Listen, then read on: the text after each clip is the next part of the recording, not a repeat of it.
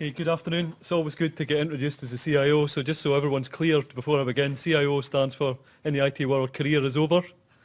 I don't have the privilege of having real jobs like most of you people do, but I certainly look after the IT function and change management at the University of St Andrews. I'm going to talk today about a couple of different things, one of them being the Scottish Wide Area Network, because I thought it might be of interest to you, because there's similar models obviously from a Welsh perspective, and obviously there's some rumblings about similar models in England. And obviously there's a coexistence issue with the current Janet offering, so I'll touch on that just so everyone's clear in terms of what that might mean. And also the shared services agenda is something that is knocking at all our doors at the moment with the various local and central government reforms, so I thought I'd touch on that as well. So I'm involved in quite a lot of the groups in Scotland really influencing the agenda, or trying to influence the agenda and make sure that higher education is suitably represented and not having solutions imposed on it that will obviously degrade what we have at the moment. So I chair the Higher Education IT Directors Group in Scotland. I'm a board member of an organisation called UCSS, which is University and Colleges Shared Services. We'll touch on that later. I sit on the Scottish Government Technical and Design Board. I sit on the Green ICT Group. I'm on the Scottish Funding Council FE Oversight Board, and I also have the privilege of sitting on the University of Scotland Efficiencies Task Group. So all of these things kind of put together, the common theme that I'm certainly seeing is the need for us as organisations, whether in FE or ITCHE, is to share more.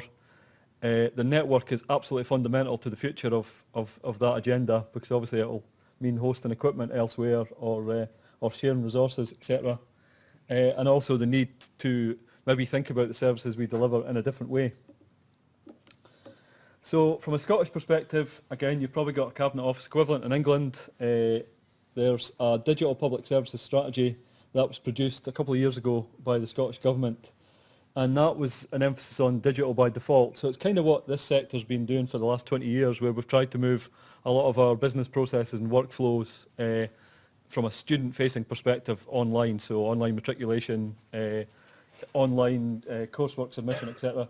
The government are now pushing towards doing similar for all the government services, or council services.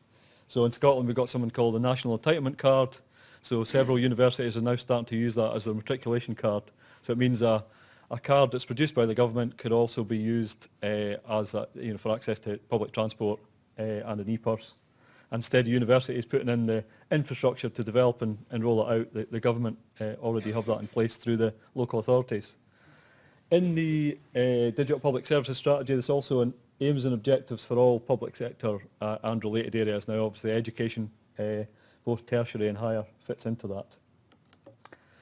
There's also February 2013 Scotland's Digital Future High Level Operating Framework.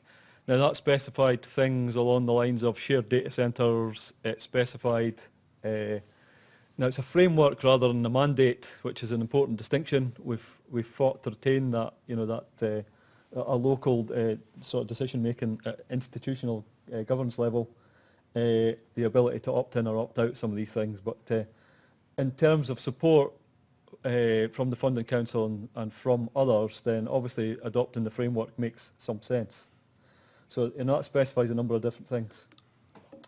The other thing that took place a few years ago now that some of you may have heard of, John McClelland, who I think he was at one point Chief Executive of 3Com, and he's been in the IT industry for many, many years, and now he's Chair of the Scottish Funding Council. He was on the board of Rangers Football Club. I probably don't want to talk about that too much. And John produced a report for the Scottish Ministers on a review of ICT infrastructure in the public sector in Scotland, and that did include the education sector. Now he made a number of observations and a number of recommendations, and this was about 3 years ago, and we were tasked with trying to implement some of John's recommendations by the Scottish Funding Council. So some of the things that I thought would be worthwhile highlighting would be, from a networking perspective, now we're now talking about wide area networking, there was only a limited number of coordinated or aggregated contracts in place, meaning all sorts of different organisations have procured their own wide area network connectivity using a multitude of providers, and we weren't getting public sector best value. which is obviously another key buzzword at the moment. The other thing was he identified that common needs-driven sharing can be a reality. So this was touching on the kind of shared services agenda. If 2 or 3 or 4 people in a kind of regional perspective had a need at the same time, then perhaps it was a good idea to try and share. The work that was done in Wales on the sort of SWAN equivalent, the PSBA, that was seen as a success. And there was also, he saw huge opportunities in terms of sharing the network or having a shared network across Scotland. So instead of police, fire, coast guard, universities, colleges, local authorities, environmental agencies going off and procuring their own network solutions, then why don't we get together and try and do it in a joined up way? So at the same time we had Janet 6 going live in Scotland. So one of the things we wanted to make sure, you see on the map, there's a backbone spanning up to Aberdeen, Edinburgh, Glasgow are the kind of 2 core points, and a drop-off point there in Dundee in the middle. Other parts of Scotland, I know Jem's here from UHI, I've got connectivity provided by Janet in a different way, and others like ourselves have got some Janet connectivity, and we've got our own diverse routed solutions using different providers, simply because the geography of Scotland makes getting connectivity at 10 gig difficult in some places. So the key thing there was the SWAN network, as it was to be called, was developed, and at the same time we had the Janet 6 backbone being delivered into Scotland. From an educational point of view, we didn't want to lose the benefits of Janet because it works well, it's a great shared service already, and the sector didn't want to be disadvantaged by dropping to the lowest common denominator. Local authorities, schools, etc. have probably not got the same need as we do in terms of research agendas. So, Scottish Wide Area Network was launched in September, and that saw the aggregation of a number of physical network requirements. So at the moment I spoke to Capita, the head of Capita this morning, just to get an update today, and there's now 2,000 circuits moved across to under the management of SWAN. They've set up a network operations centre just outside Glasgow, and they've recruited 50 staff to run that round the clock. So, and there's another thing that's important to state is there's another 4,000 circuits in the pipeline, so in the middle of lots of negotiations.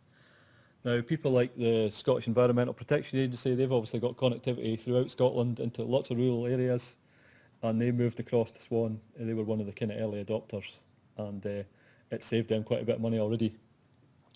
The other thing SWAN's looking at is the provision of services on the end of the network, so not just a wide area network solution, but are there services that could be provided as part of that offering that would make sense to be a shared service also. So we met fairly recently, just at the tail end of last year, with Tim Marshall from Janet and the various people from Scottish Government about SWAN, and there was agreement reached on the way forward that we'd work together and we'd look at how SWAN would connect to Janet. So there was 2 10 gig services put into the SWAN network, into the Janet backbone in Edinburgh and Glasgow. And a competitive tendering process was undertaken, and Capita were awarded the contract to run SWAN for Scotland. There was 2 bidders, it was Capita and BT. So at the moment there is extensive contractual agreements in place for regional network and infrastructure. So what used to be the MANs have obviously now started to move back to being under the management of Janet. So we've seen that in the FATMAN consortium in Dundee, the Fife and Tayside Metropolitan Area Network, that moved in last year. ABMAN and various others, EastMAN moving in the future. So most of the MANs are now being taken back under Janet's management responsibility. That's went really smoothly and has worked really well. What has been agreed, however, is the fact that we've now got this network developing in Scotland that will obviously look at the regional networks and look at the offering when these contracts come to an end. So some of the contracts locally from where I'm based, within the next few years, the regional network contracts come to an end, we'll look at SWAN as an option to connect to the Janet backbone. So I said earlier, there was 2 10 gig internet interconnects put in place between SWAN and the Janet 6 backbone in the 2 kind of major sites in Scotland, in Edinburgh and Glasgow. And the first people that moved across to the Scottish Wide Area Network were the local education authorities, because obviously they deliver GLOW into the classroom, and obviously that's delivered over Janet. So the regional networking for schools has moved to SWAN. So this diagram kind of gives you an idea of what it looks like at the moment. It's just undertaken ISO 27001 accreditation and gained that, and it's just also gained last month PSN accreditation. So that now means in terms of the higher risk traffic for police, etc., then the issues of what used to be IL levels can now be satisfied over that particular network. So again, there's a catalogue of offerings in terms of the types of connection you might need from your organisation. So it goes right from DSL services right up to the highest catalogue entry until recently was 1 gig. They've now just put in a 10 gig offering. So if you've got a site that needs to connect into that network, so if you're a local authority, you then don't have to look at provisioning that independently. You can connect straight into the SWAN network, and then that obviously connects into their MPLS core. So there's some services provided out there, 2 sites in Edinburgh and Glasgow, and obviously connections into the various other wide area network offerings. And again, they're expanding the portfolio of value add services they can offer as part of the overall SWAN offering. So here's an example in Fife where I'm based. These circuits are already in existence. Part of the local loop unbundling that's taken place, again, it's happened throughout the UK. There's already a lot of connectivity in the ground that's been put in through various grants over many years that really, some of it's been utilised and some of it's not. So in Fife, you can see there lots of different links between exchanges of fibre that was used largely by the local authority. Now, we've got some needs to deliver services into different parts of Fife and to diverse route our kind of primary Janet link, because I said earlier the offerings, certainly in St Andrews, a little fishing village in Fife doesn't really have too much in the way of fibre in the ground. So through the SWAN offering, the regional network connectivity, there's other options there that didn't exist until this was put in place. So again, this is similar throughout Scotland. As you go further into the rural areas, there's obviously less connectivity, but I know obviously there's, in the big population centres, there's already a number of different providers serve these already. So the other thing I said to touch on, obviously the shared services agenda is something that I think every time I go to a meeting of the Funding Council or one of the government meetings, they're talking about how do we drive further shared services. Now, as I said earlier, the network is absolutely dependent, so these services are absolutely dependent on good quality WAN links, low latency and resilience. But what I have seen is an increase in activity across all areas of activity. Obviously, we've seen the work that Janet have been doing with her shared data centres. We've seen the work, I'll touch on in a bit, where people are in the Moodle hosting out University of London Computing Centre. A lot of activity is ongoing, and there is the need to try and increase that, and there's certainly a drive to do so. So in Scotland, we approached the Scottish Funding Council and the Scottish Government and said, shared service is a great idea, but we've all got day jobs and no time to kind of take these forward. So could we get some funding to put some posts in place to try and drive this agenda forward? So we set up a group called UCSS. Now this sits under the umbrella of, or side by side, an organisation called APOC, which is the Association of Procurement for University and Colleges. So that already existed, that had a chief executive. So we simply created another functional area of that to try and stimulate or act as a catalyst for shared services across FE and ITCHE. So that group was formed, and that's about a year into that now. It's got funding for 3 years for 3 posts. The other thing, at the time when he was our Cabinet Minister for Finance, John Swinney talked about the need to transcend boundaries. Again, McClelland talked about the opportunities for people to share, not just in ITCHE or FE, but also to how, why don't we share with local authorities? Why don't we try and get together and work across all these traditional silos? So John Swinney is now our Deputy First Minister with the kind of various reshuffles that went on in Scotland fairly recently. So again, there's a big emphasis on this. The other thing that happened at the same time was college mergers took place. So there was a number of colleges in Scotland, I think it was nearly 60, that's been rapidly consolidated down to about 14. So that's seen the development of a number of kind of super colleges that have got very large student numbers compared to what we used to have. What colleges didn't benefit from when they were standalone in their, in their own right, was they didn't have any secondary or resilient Janet links. So again, now they've become larger, we're looking at the opportunity to try and bolster their resilient links. So things in that college merger in terms of shared services, they've been investigating fairly recently the idea of a single student record system. That was reviewed, and the conclusion was that it wasn't feasible. The needs of the colleges were different, but I think they've probably narrowed it down to less than there was in the 60 colleges before. And at the moment, we're looking at consolidation of other systems. So I touched on earlier that the dependency on our wide area network links as we move towards shared services becomes even more critical.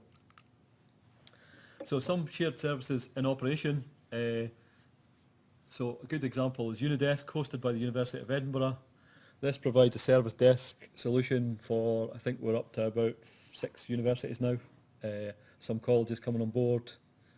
And the idea is Edinburgh hosts the system and it uses Top Desk, and others can buy into it. Instead of putting a big capex into it, it's simply an annual OPEX payment, and you get access to a kind of business grade ITIL compliant service desk platform. Obviously the work done by Brian and his team in Aberdeen. Aberdeen established the shared data centre, and that was off their own back. They had a need, Aberdeen College, Aberdeen University and Robert Gordon, to look at their DR requirements and primary data centre needs at the same time. So that is a very successful project. Again, referenced often by the Scottish Funding Council as an example of best practice. We're also starting to see sharing across sectors. So in South Lanarkshire, we've got University of West of Scotland hosting their number of their servers with South Lanarkshire Council, and we've got a number of different activities ongoing at the moment. So we're looking at how we perhaps provide 24/7 support for students. I know there's an offer in Northumbria, but we're looking at would that be sufficient for our needs, or is it already stretched? So again, we're looking at what else it would make sense to share. So I said earlier, this UCISS would be established, and the idea was we've all busy people, and if we were going to stimulate shared services, we needed some staff to do that. So that group's active at the moment. It works very closely with HEEDS, Higher Education IT Directors in Scotland, who've also got a representative from Janet and UCISA who come to these meetings. So there is a kind of joined up approach. If there's an offering in England or Wales that would suit some of our needs in Scotland, then obviously that's one of the things that's considered as well. We're not trying to do everything in a kind of Scottish-centric way. And what that group's doing at the moment is going around universities and auditing IT spend, auditing what systems are in place. So we've got a bit like the UCISA-CISG survey that's done in terms of corporate information systems. We're doing that for which vendor does institution A use for networking, when does the contract come to an end, just to see if there's the ability to aggregate our investment. So that's ongoing, and that's working pretty well. So it's 3 staff at the moment. So that's all I wanted to say, and I've perhaps got 2 or 3 minutes for questions. I've tried to keep on time. I could talk all day about these things, but very happy to take any questions if there are any. I should also say, if anybody wants to follow up on anything beyond the event, then obviously you can get my contact details from there. I'm getting off lightly today. No questions at all. Okay, in that case, thank you very much.